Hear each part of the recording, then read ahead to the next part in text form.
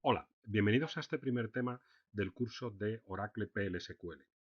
Durante el mismo vamos a ver un poco los conceptos más básicos de PLSQL, para qué sirve, cómo se utiliza dentro de Oracle y qué beneficios nos puede aportar dentro del desarrollo.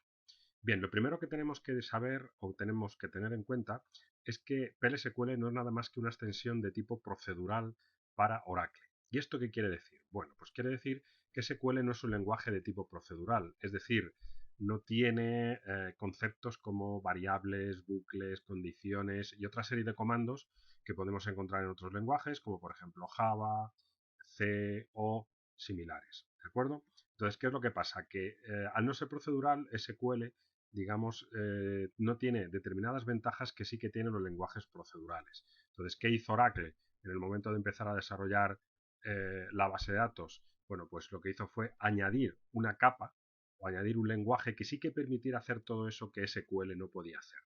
Entonces, podemos decir que si a comandos SQL le añadimos comandos de tipo PL, de tipo procedural, como bucles, if, variables, etcétera, tendremos lo que se denomina lenguaje PL-SQL. El concepto más básico de PLSQL es el bloque.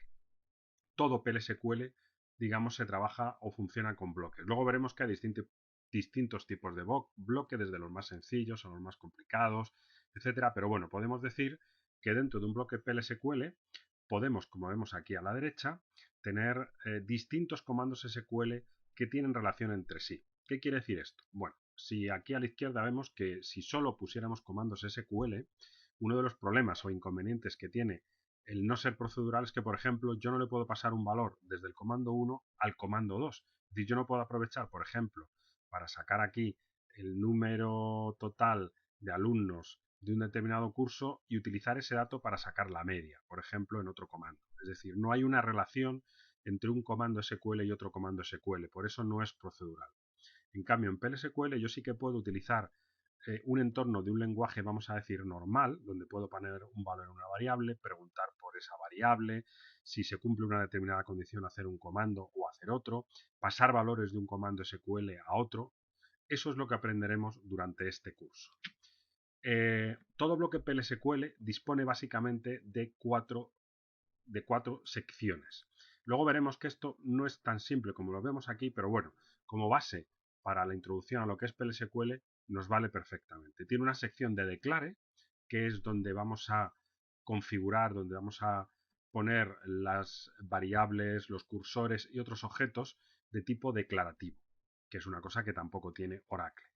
Entre el begin y el exception pondremos la parte de programas, de procedimientos. Ahí es donde pondremos los comandos, las condiciones, los bucles, es decir, donde realmente se va a hacer el programa. En la parte de exception pondremos el control de los errores, es decir, qué pasa si durante el trabajo dentro de Begin se ha producido algún error. Veremos que, por ejemplo, esta zona es opcional. Y por último, el end nos va a marcar el fin de ese bloque PLSQL. ¿Vale? Bueno, veremos esto con mucho más detalle en otros capítulos, pero por ahora, bueno, pues quedaros con que tenemos declare, begin, exception y end. Y por último, tenemos distintos tipos de programas PLSQL.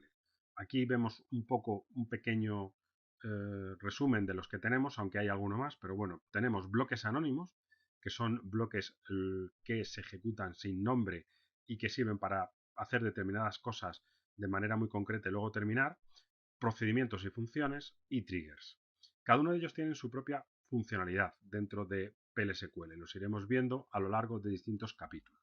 Pero con lo que más me interesa que os quedéis durante este primer tema es con el que lo que nos permite hacer PLSQL es hacer cosas mucho más complejas y simular otros lenguajes de programación para suplir las carencias que tiene SQL.